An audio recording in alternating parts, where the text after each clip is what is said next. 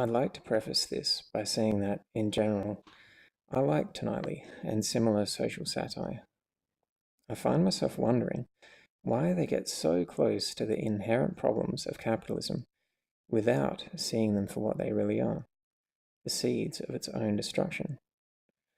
We all need a release valve from the pressures of everyday life, and if I stopped watching liberals, well, there goes just about 90% of all audiovisual media entertainment. I just wish that they had more imagination to wonder what would happen if they went a step further with their critique of the system.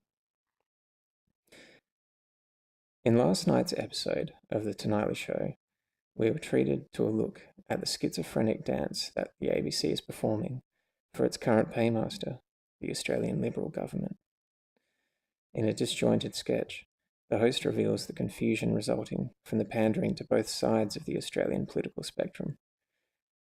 Facing the left camera, symbolic of facing the left wing, I imagine, he waves a rainbow flag, denounces climate change, I think.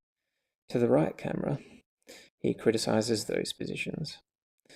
I think we can see in this prelude to the next segment, a cliche-ridden, half-hearted attack on Marxists, a genuine insight into the Dr. Jekyll and Mr. Hyde neurosis of the Australian media.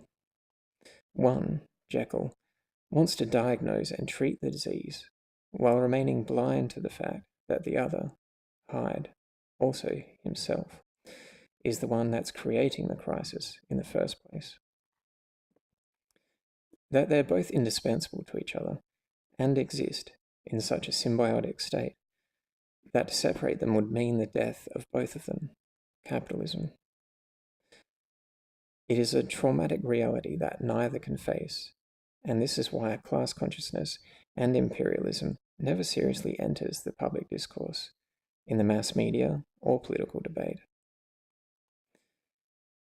This inseparability is evident in the next segment, where a half-jaded, half-curious Tom Ballard quizzes some activists with a mixture of tired, Cold War propaganda and a supposedly millennials TLDR aversion to reading. He picked out Das Kapital as too hard to read, which is infamously dense. I mean, why not the Communist Manifesto? Surely his scriptwriters could have read it in an afternoon.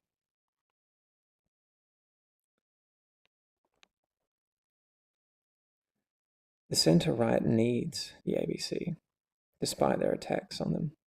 They need the ABC to perform exactly this function, to draw a line in the sand and say, the centre-left, any sort of left, can go only this far, but no further. Comedic jabs at the media, unsavvy academics, and financially poor activist types fit the bill. No economic or structural analysis of capitalism needed. I'm not sure that the C word even came up in the segment on Marxism. We'll just stick to a brand of Marxism historically proven to fail, one that's purely cultural in nature, emptied out of all of its economic power. See May 1968 Paris, if you don't know what I mean. Of which the Tonightly Show is a massively watered-down neoliberal derivative.